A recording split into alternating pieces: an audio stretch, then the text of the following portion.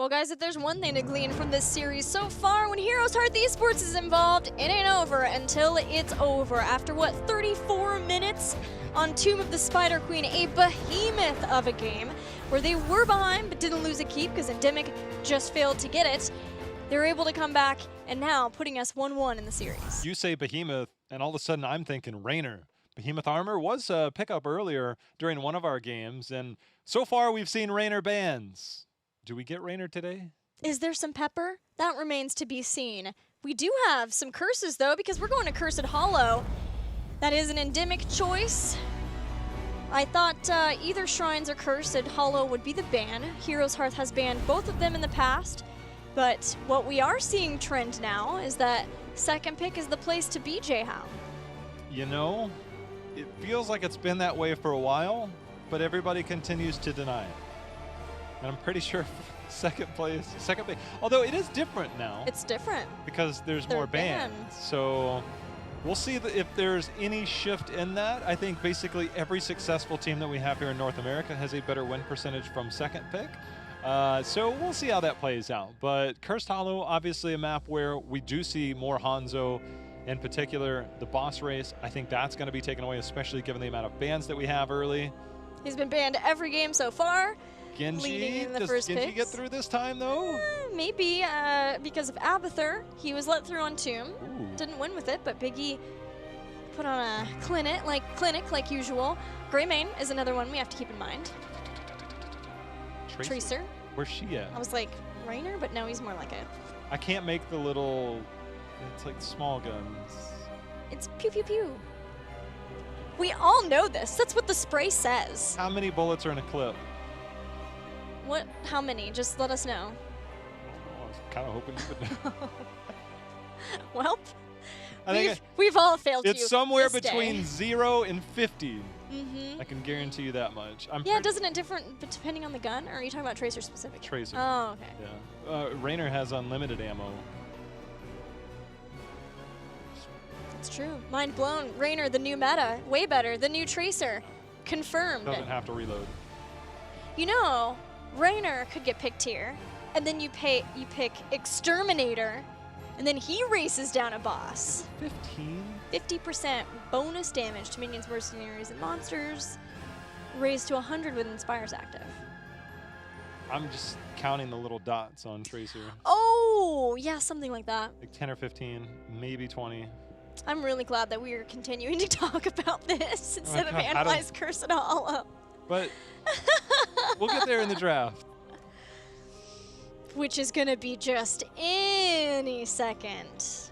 Li Ming, I think, actually makes her way into this. We've seen more Li Ming than we traditionally have, but I think that with Li Ming now, the amount of assassin bans that we've seen, it feels like Li Ming actually should start to show up in more drafts than she already has. My question is this another Junkrat game? Or was Junkrat more for the wave clear-ish type maps? Though we did see it on Sky. His mind can give some boss control. But it made sense for the last map, definitely, because of his wave clear. He ended up giving the rest of his team some movement. They were less tied down to lanes, more focused on trying to get kills. Dehaka, I feel, should have higher priority on this battleground. Gotta have an Abathur ban somewhere in here too, right? Oh, I don't think Abathur makes it through. If Abathur makes it through, I'd be really surprised. But Dehaka, I feel, is going to have higher priority. But the other hero that I think might come out in the assassin department, there's Dehaka actually going to be first ban. Falstad. We've seen a lot of Falstad in Korea. Not a ton, but a lot more than we would normally see since some of the changes. But globally, and on this battleground, I think that Falstad, this might be the time where we get back into a more Falstad. He's not necessarily a niche pick anymore. He's more of that, well, that we run out of assassins and we need a global. In seeing a Dehaka ban last week, both ENDEMIC and Octalysis were willing to move into an ETC early. Yeah. ETC has a hard time in this meta, so I think both of those teams lost those games, if I remember correctly, but they wanted to have a global for the solo. Stage dive is just tough to pull off with the heroes, the lockdown that we have in the meta right now. So I'm kind of hoping that maybe we don't see that, but we'll see. As globals are very important if you can get them on this big battleground. No Genji. Is this then the straight-up Tracer? Well, we don't have a Hanzo ban yet, but Yeah. HeroesHearth is not priority. They still play Hanzo, but it has not been a high priority for them. They prefer the Johanna, the Blaze, things of that nature.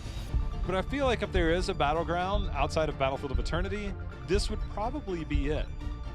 They have first pick Joe every time, and now with that, I think they're likely to keep that, though Malfurion, if they want to get Tracer. Ooh, Yeah! that is such He a made it change. through. Stars and stripes, baby. Anytime you're ready. And HeroesHearth says, right now. And I just want, is it Krohn or Arthlon? Who's giving him the pepper this game? Is it going to be Rainer's Raider? Is it going to be some Hyperion action? Rainer, his level 1 ace in the hole combos very well with stunts and slows, so expect them, if they can get their hands on someone who gives some slows, like another Thrall, like a Jaina, that's probably going to be something they're trying to take advantage of. Well, you've got 2 save options. We saw Lifebinder. I imagine that it is still in contention for this game, although Cleansing Flames, depending on your composition, I think it's now going to be more compositionally based, but I think Lifebinder, as we saw in game number 1, definitely has a place. Rainer, the pickup here. Do we get something to complement with that? As we're going to get Yrel, who can provide some slows when she leaps in. Malfurion can provide healing and roots, as we saw 220,000 in healing last game.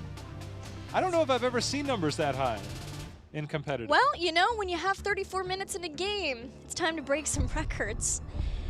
My friend let me know, too, that Alex draws it with Lifebinder and Blaze, you can set it on a soft cooldown by going in the bunker. So if it's not necessary, then you can save it. It goes to the 10 seconds. So that was what we saw happen for ENDEMIC on Sky Temple, and then they ended up having, yeah.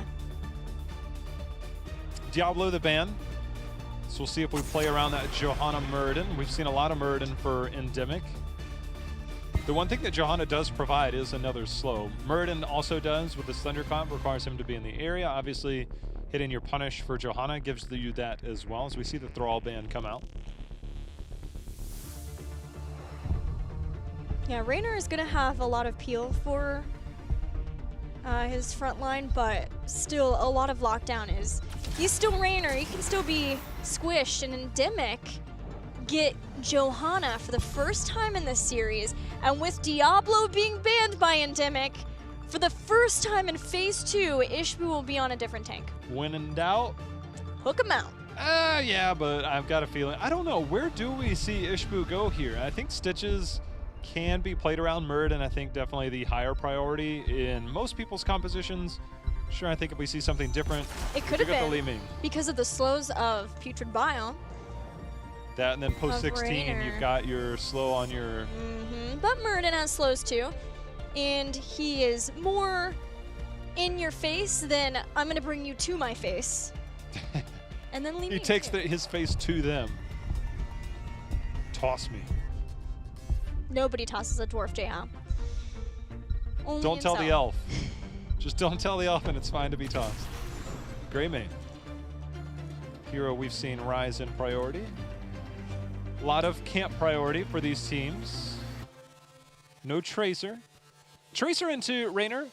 So one of the reasons that we see Greymane sometimes counter Tracer is level 7. You get the extra auto attack range in human form, which does allow you to out trade. And then of course you have the potential to blow up a Tracer and you have a higher health pool. Rainer, level 4, now has his activatable heal, and at level 4 gives you that 25 armor, which is incredibly strong to deal with a pulse bomb. So less priority in those targets, I think, and with this meta, definitely makes it more difficult to pick Tracer into that. Yeah, auto attacks in general are the bane of Tracer's existence, because it is a lot easier to avoid skill shots. You can't really avoid the right-clicking other than just burn some of your blink stacks to get away from them, or possibly that crucial recall.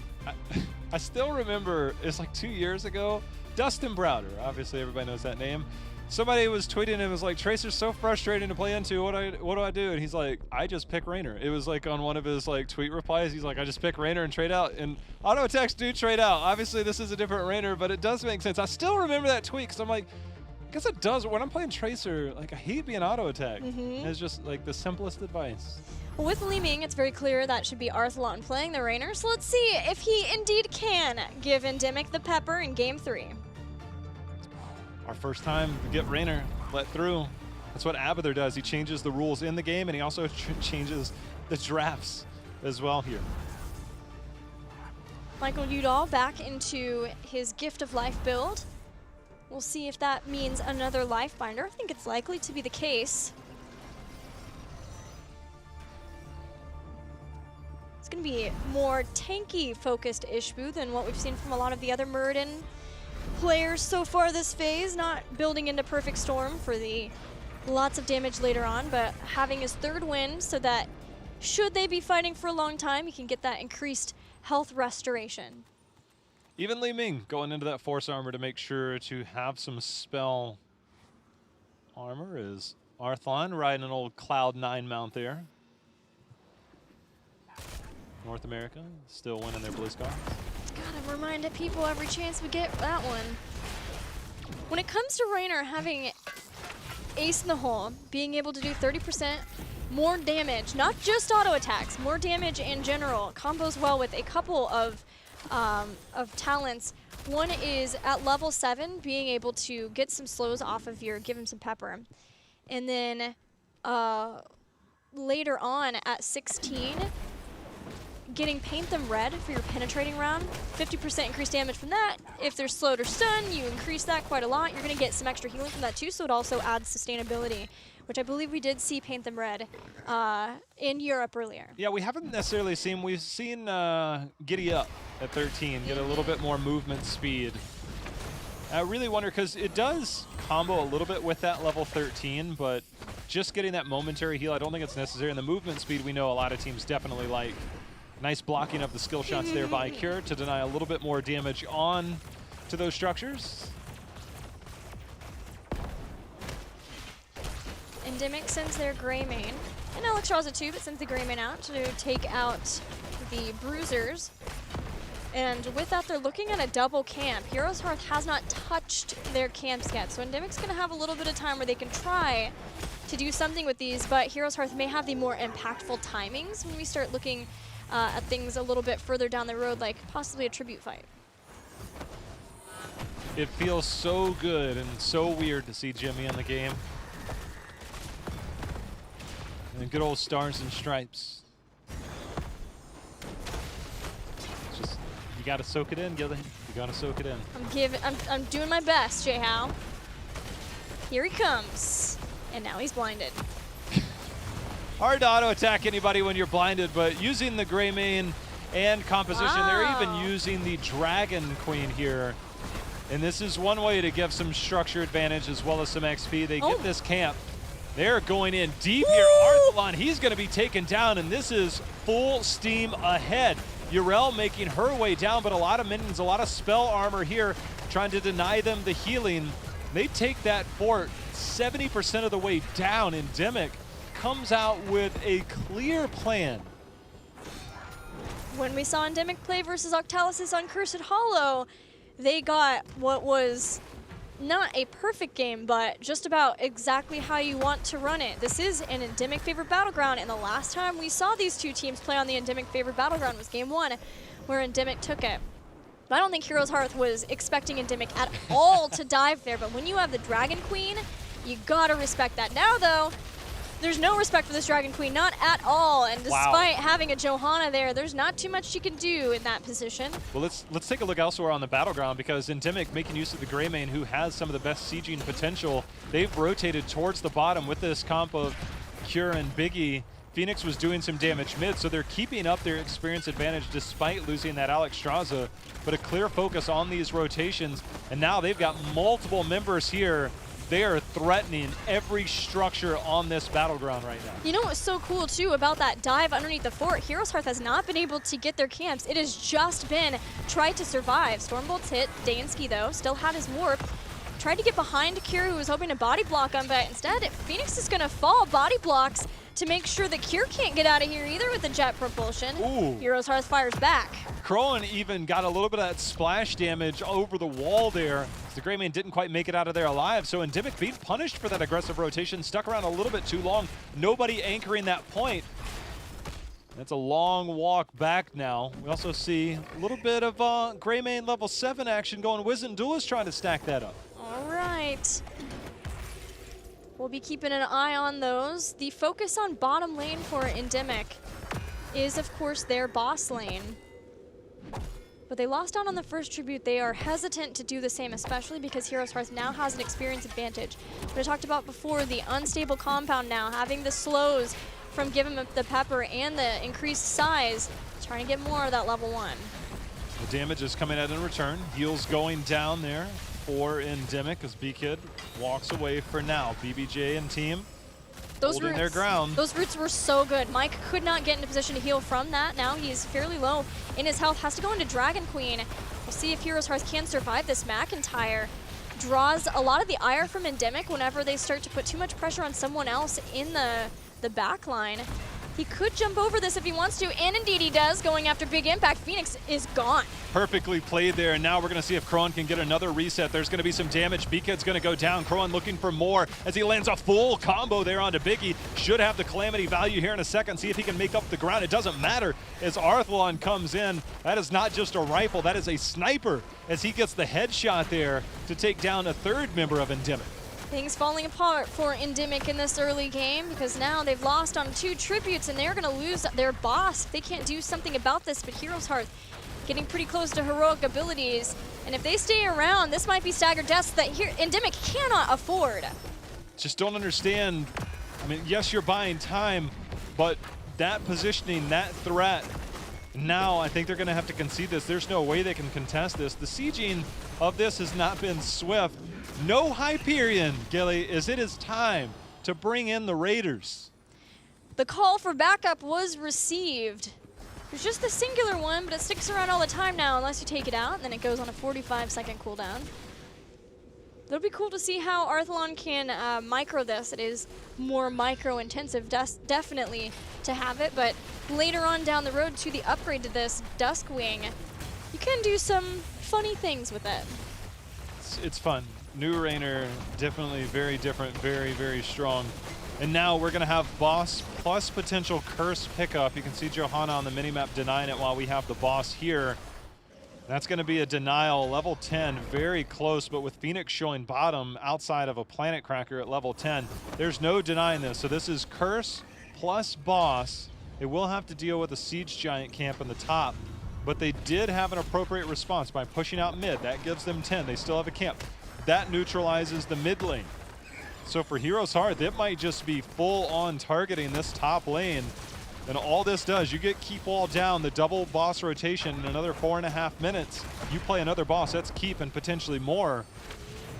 So for HeroesHearth, this is a major power play here, just 7 minutes in. Yeah, ENDEMIC held on to that tribute for a while because they knew they needed to get heroic abilities. But by no means does that put them out of the woods yet, because this boss just takes down the fort with HeroesHearth sitting here, clearing out any minions that come their way, clearing out the front wall. It is more than healthy.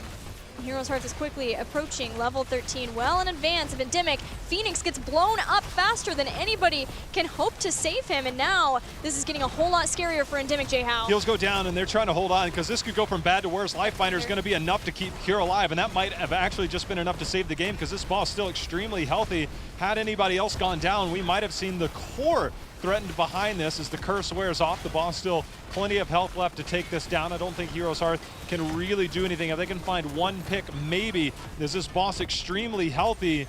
See if they can hold on, but McIntyre and team, they're looking to finish. Dansky's back. He still has the salvo if he can get into position to scare away HeroesHearth. ENDEMIC trying to move into that position as the Cursed Bullet 2 with the Purification Salvo, and they wanted to go after somebody there. They get the Crowan kill. That's one. Biggie charging after Arthalon, but may go down himself. This is it. ENDEMIC tries to save their core, but it is falling so rapidly as HeroesHearth still staying on it despite zoning away Rainer from it, despite getting that kill on Li Ming. Wow. We go from 34 minutes to 9. HeroesHearth just blasted them. Just straight up blasted them. With a shot of pepper. With a shot of giving up, getting the first 2 tributes and then curse boss. Middle lane didn't matter. It didn't matter if they had 10. But the collapse onto that Phoenix, Dansky is a phenomenal player, but he died 4 times that game, and he was a priority target. And the minute they looked for that kill, it was theirs. There was no avoiding it. I think you can chalk part of that up to ENDEMIC having a very good understanding of Cursed and knowing how fast it could snowball against you. And part of that felt like the panic set in right around that first boss and the timing there, and losing Cure, losing that staggered death, really came back to bite them. And then they had a good stall to get heroic abilities to defend, but heroics are not going to stop you if you keep losing staggered deaths. And the curse and the way that HeroesHearth played that curse out, I think that ENDEMIC wanted to take risks because they knew if we lose keep here, we're still going to be playing from a massive deficit, so better that we try to get something from this, try to stabilize even better. It just didn't work out for them. Sometimes it's better to just, well, you go with the push, I'll double soak or I'll soak lanes. That was the time where you actually 5-man push. And I think that is very different. That's more of the, we're going for the win. The middle lane was done, the bot lane not so much. It was being dealt with by Phoenix, but that was a 5-man push, a commitment towards the keep. The kill onto Phoenix was the start, and the follow-up there, we've got some good articles out recently talking about when to push and when to do those things. We might be bringing that up later. But that right there was HeroesHearth understanding their win condition around that, and RNG might have been a little bit on their side because that third tribute could have spawned either top or bottom, ended up being top. And getting the boss there and everything that followed up there, that was almost a perfect game there for HeroesHearth. Well, Jay, I was talking about an article series that came out this week on our website, playheroes.com/HGC, that talks to some of our pros about important decisions made in the mid-game and how you can take advantage of that. We'll be talking more about that another day, but for now, let's talk about the cheer, HGC cheers, because HeroesHearth Esports, there are got to be a lot of fans out there. We know they have a lot of fans out there, hoping that they can get this win and solidify their positioning at the Western Clash. We are well on our way to 15 million cheers. You guys are incredible in your support of HGC and your support especially of your favorite teams and your favorite players. I wonder if Western Clash will have the same impact as MSB, because a few of those teams got a little bit of a head start with a little bit of face time, but we're going to have some more faces at Western Clash soon. I'm really looking forward to that, but every week, it seems like it jumps up another mill, another mill, another mill. So the continued support is definitely noticeable. Yeah, you know, we've talked a lot about Octalis' freedom and ENDEMIC, the triangle of who is going to go between those 3 teams. But Europe, we have a pretty good idea about 3 of the teams, but that Leftovers, a team that came in through the Crucible, might be able to go, has been especially interesting with that big upset over Fnatic. I'm going to be keeping my eye on that team and about who ends up there at the Western Clash from Europe. But for now, let's move on to Game 4 and see if HeroesHearth